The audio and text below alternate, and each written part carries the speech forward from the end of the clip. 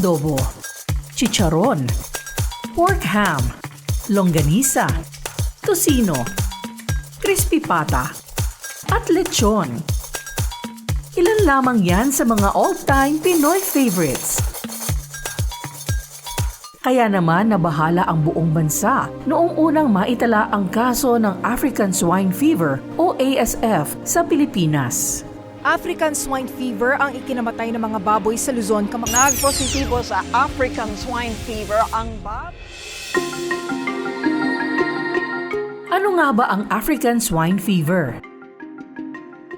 Ito ay sakit ng baboy na sanhi ng African Swine Fever virus. Lubha itong nakakahawa at nakamamatay sa mga baboy.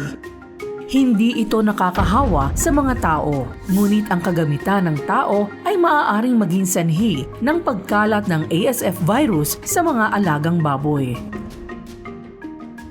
Isang siglo nang umiiral ang ASF sa mundo, ngunit wala pa ring lunas o epektibong bakuna sa sakit na ito. Taong 1921, unang naitala ang ASF sa bansang Kenya, sa Africa. Umabot ito sa kontinente ng Europa at mabilis na kumalat doon. Taong 2018, naitala ang kauna-unahang kaso ng ASF sa Asia at nang sumunod na taon ay nakapasok na ang ASF sa Pilipinas. Sa kabila ng tumataas na kaso ng ASF sa bansa, napanatili ng lalawigan ng Palawan ang Green Zone o ASF-free sa loob ng 4 na taon hanggang sa maitala nitong Agosto 2023 ang unang kaso ng ASF sa lalawigan. Halos 300 baboy ang namatay sa Barangay Cocoro sa munisipyo ng Magsaysay kung saan nagpositibo ang mga ito sa ASF. Umabot na nga sa halos 300 mga baboy ang naitalang nasawi sa Barangay Cocoro sa bayan ng Magsaysay, Palawan. Agad namang nagsagawa ng aksyon ang Provincial Veterinary Office, katuwang ang mga lokal na pamahalaan ng Magsaysay at Cuyo upang maiwasan ang pagkalat nito sa iba pang bahagi ng Palawan. Aktibong tinutugunan ng pamahalaang palalawigan ng Palawan sa pamumuno ni Governor Victorino Dennis M. Socrates ang suliranin patungkol sa ASF.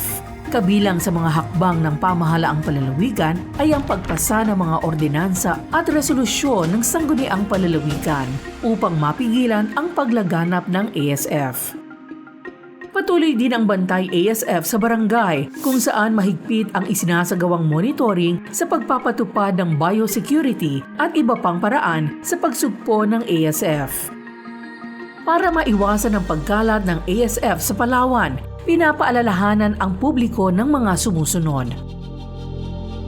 Huwag magdala ng karne ng baboy at iba pang produkto nito papasok sa Palawan.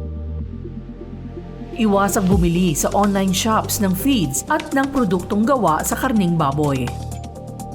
Huwag magpakain ng kaning baboy o swill dahil kung kontaminado ito ng ASF virus, magkakaroon din ng ASF ang baboy na kumain nito.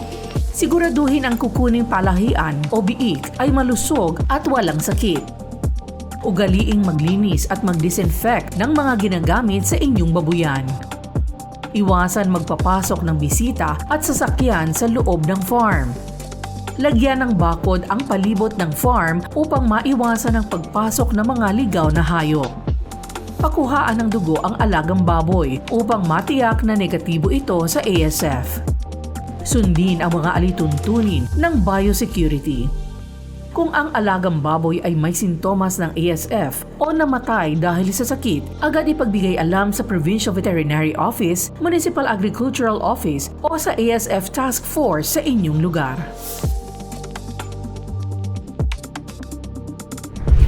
Sugpuin ang African Swine Fever sa Palawan.